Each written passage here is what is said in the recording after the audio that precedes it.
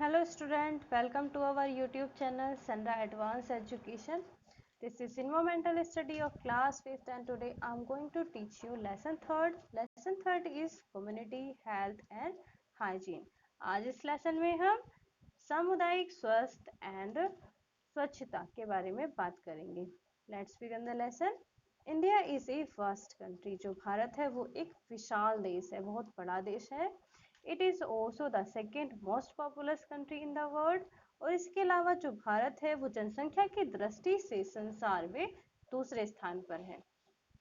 One of the major problems that India faces is related to the health. और इसके अलावा जो भारत है, भारत की जो प्रॉब्लम है, समस्याएं हैं, मेजर प्रॉब्लम्स है, उनमें से एक सबसे मेजर प्रॉब्लम है स्वास्थ्य से जुड़ी हुई, जिनका भारत सामना करता है. मतलब स्वास्थ्य से जुड़ी हुई समस्याएं जो है वो मुख्य समस्याएं हैं जिनका भारत सामना करता है. Community health is general health condition in area. किसी क्षेत्र में सामान्य स्वास्थ्य की स्थिति ही सामुदायिक स्वास्थ्य है, कम्युनिटी हेल्थ है. Hygiene means the cleanliness of that area. Hygiene होता है स्वच्छता, स्वच्छ रखना, साफ सफाई रखना. हाइजीन का मीन्स होता है उस क्षेत्र में स्वच्छता का लेवल, कि जो साफ सफाई जो है वो किस स्तर की उस क्षेत्र में की जा रही है. Health depends upon hygiene as unclean and dirty surroundings are breeding ground of many disease. जो हेल्थ होती है वो हमारी साफ सफाई, स्वच्छता पर निर्भर करती है.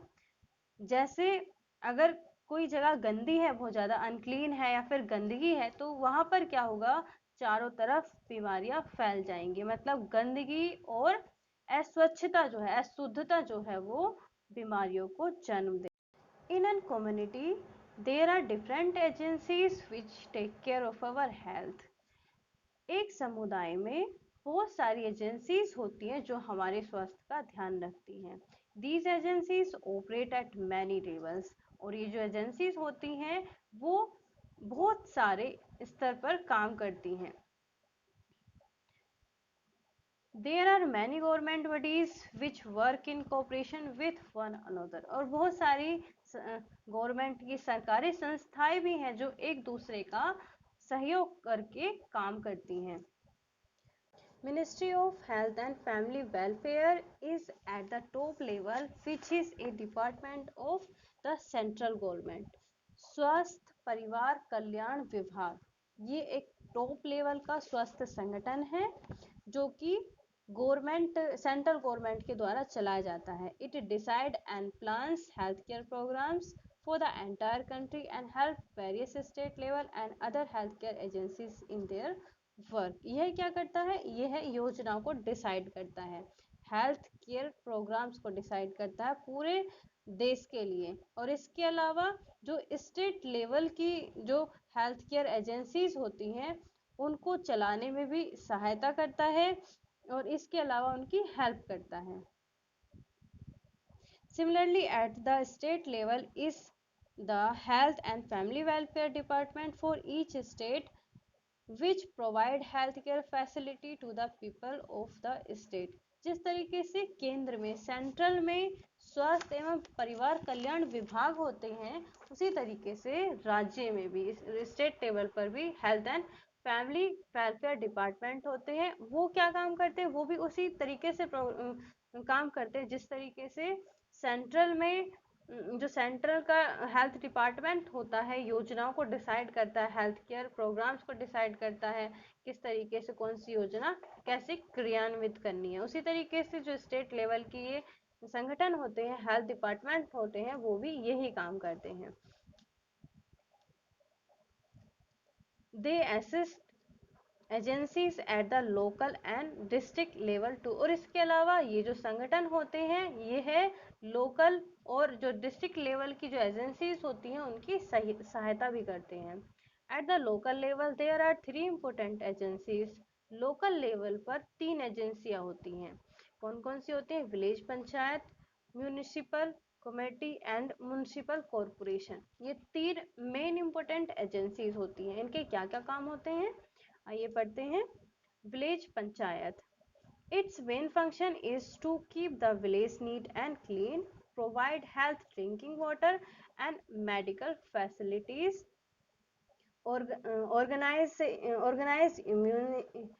immunization programs, and inform people about community and personal health. देखिए इनके क्या काम होते हैं। इनका जो मेन फंक्शन होता है वो गांव की साफ सफाई का होता है कि जो गांव है वो साफ रहे, बिल्कुल साफ सुथरा। और इसके अलावा पीने के पानी की व्यवस्था करना, मेडिकल की फैसिलिटी प्रोवाइड कराना, इसके अलावा ऑर्गेनाइज करना, इम्यूनाइजेशन प्रोग्राम्स को ऑर्गेनाइज करना इनका काम होता है और उसके बारे में लोगों को बताना,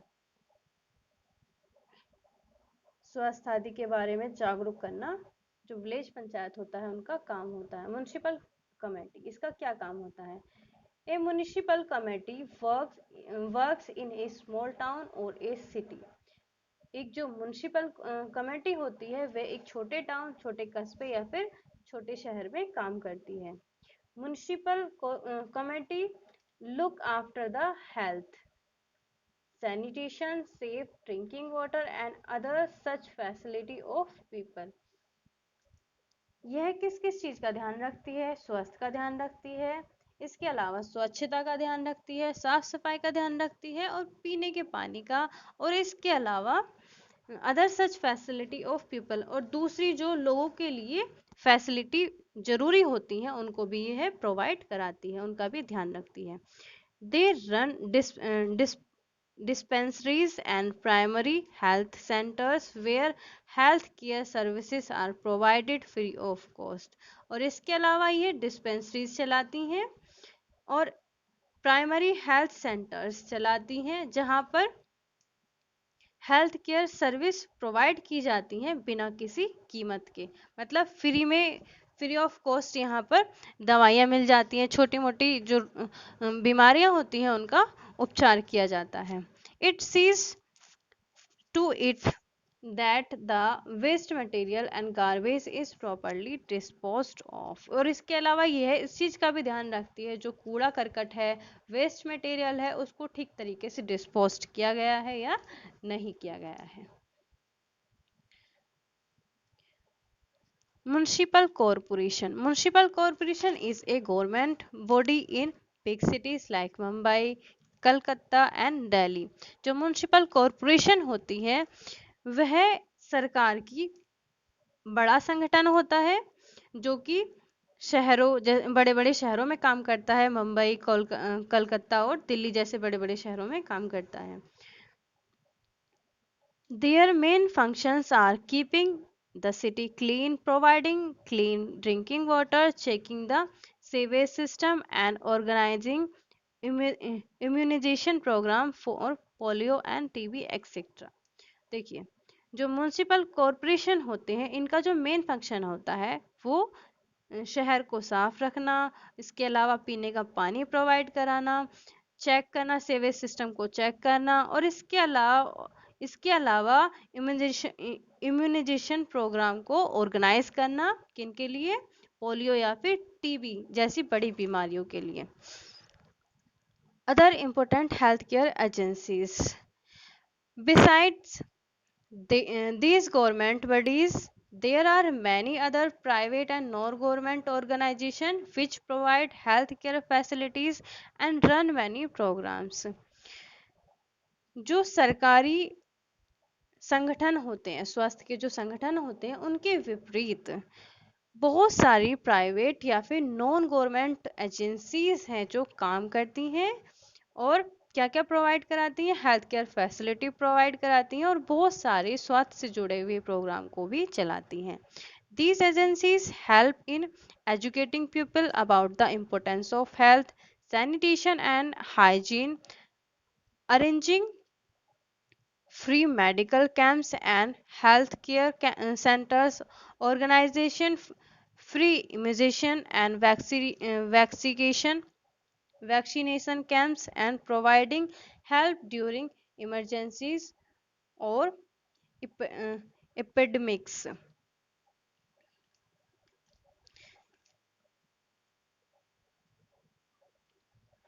ये जो एजेंसीज होती हैं, ये जो लोग होते हैं उनको जागरूक करती हैं, एजुकेट करती हैं। किसके बारे में जागरूक करती हैं? हेल्थ की। जो हेल्थ है वो हमारा बहुत ही ज़्यादा इम्पोर्टेंट है, उसके बारे में, साफ सफाई के बारे में, हाइजीन के बारे में।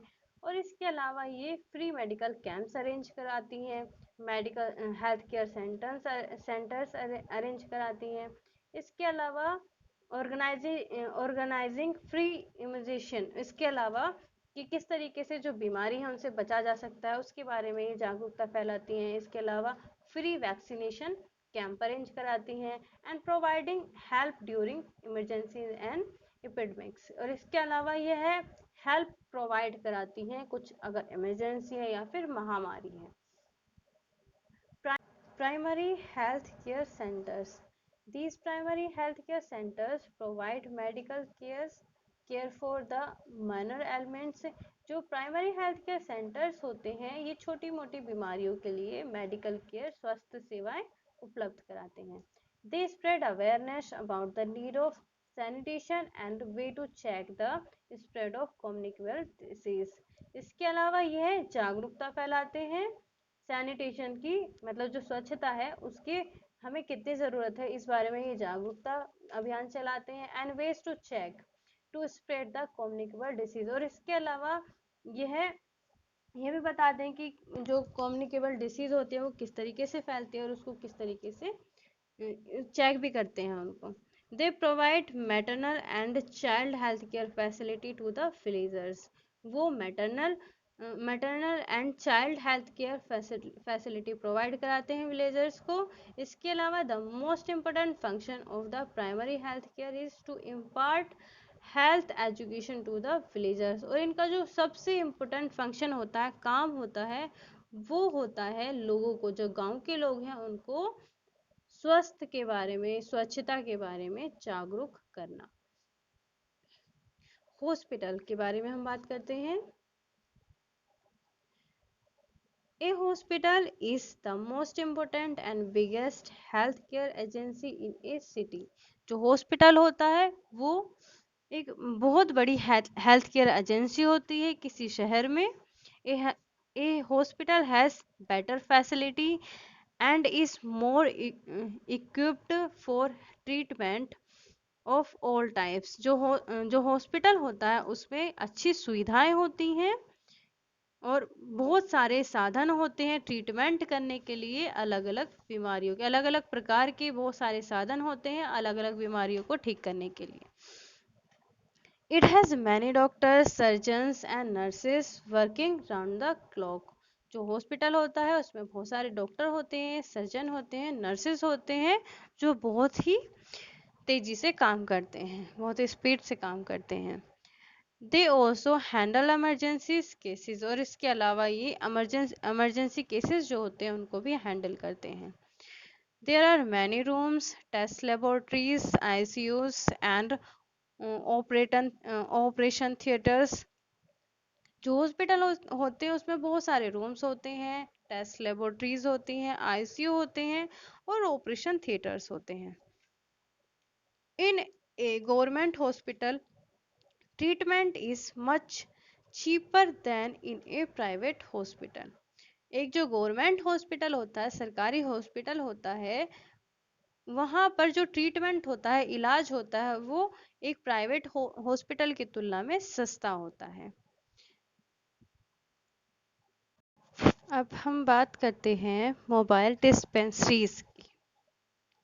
Mobile dispensaries are provided in places where regular healthcare services cannot be provided. Mobile dispensaries वहाँ पर उपलब्ध कराई जाती हैं जहाँ पर रेगुलर हेल्थ केयर सर्विसेज उपलब्ध नहीं कराई जा सकती हैं या वहाँ तक नहीं पहुँचती हैं, वहाँ पर मोबाइल डिस्पेंसरीज उपलब्ध कराई जाती हैं। They carry medicines and doctors to remote area. ये अपने साथ क्या लेकर जाते हैं, क्या क्या रखते हैं? मेडिसिन रखते हैं, दवाइयाँ और डॉक्टर रखते हैं, जिनको रिमोट एरिया में, मतलब दूर स्थानों में जहाँ पर रेगुलर हेल्थ केयर फैसिलिटीज़ नहीं प्रोवाइड की जा सकती हैं, वहाँ पर उपलब्ध कराए जाते हैं। They move from place to place and visit remote area where there are inad- inadequate medical facilities। ये क्या करते हैं, ये एक जगह से दूसरी जगह विजिट करते हैं उन क्षेत्रों में, उन दूरस्थ स्थानों पर जहाँ पर जो दवाइयाँ हैं पर्याप्त मात्रा में, मेडिकल फैसिलिटीज़ हैं उनको उपलब्ध नहीं कराया जा सकता है, वहाँ पर ये जाते हैं।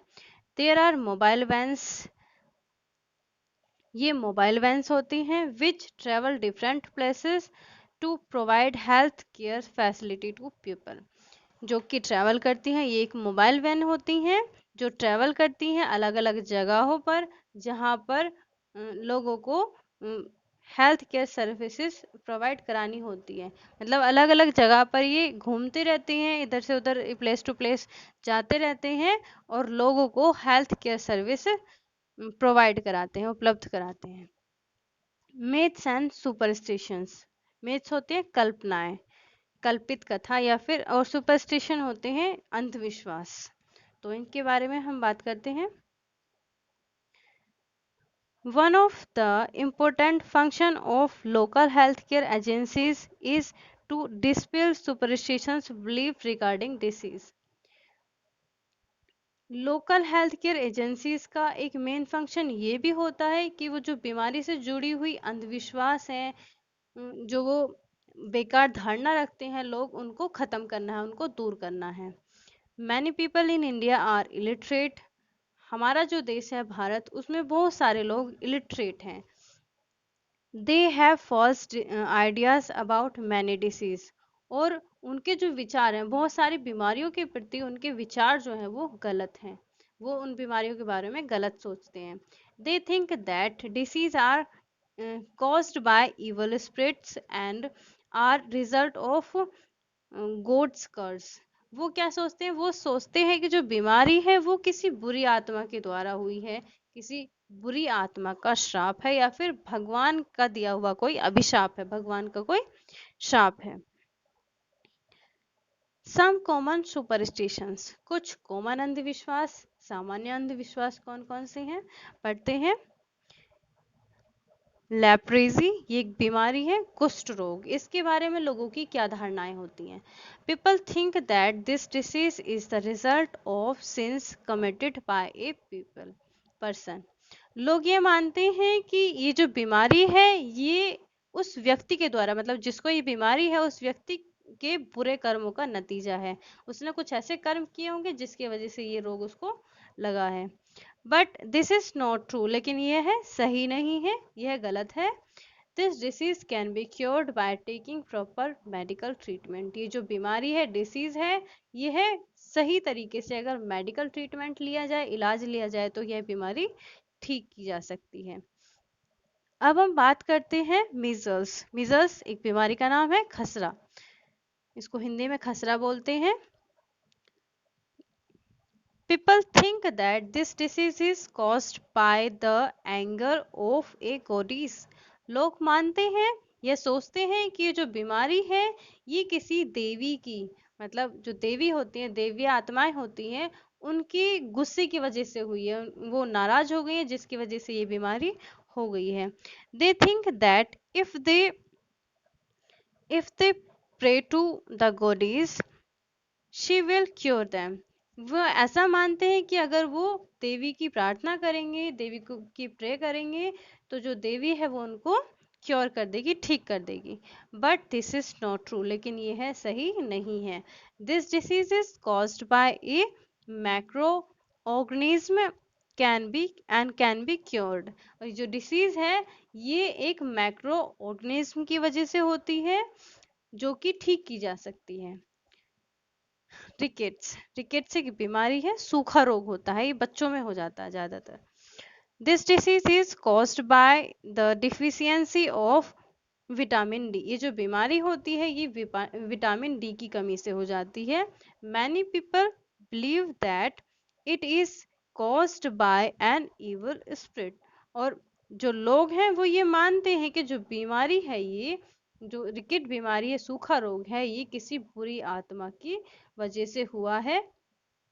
ऐसा लोगों का मानना होता है। तो ये था क्लास 5th का ईवीएस का लेसन 3। वीडियो अच्छी लगी हो तो वीडियो को लाइक करना और चैनल को सब्सक्राइब करना ना भूलें। Thank you.